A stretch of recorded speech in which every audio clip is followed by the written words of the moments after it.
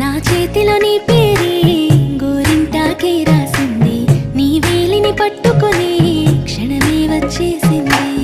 ఆ దేవుడి సాక్షిగా పూజిస్తా దేవతగా, నా మనసే మేడగా వింటుంటానే నీడగా.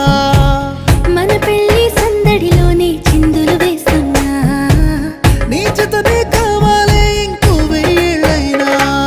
రాత్రి చీకటిలో ఈ నగరమే నిద్రవుతుంది, నా నిదురను దోచేసి రూపం తనదయ్యింది.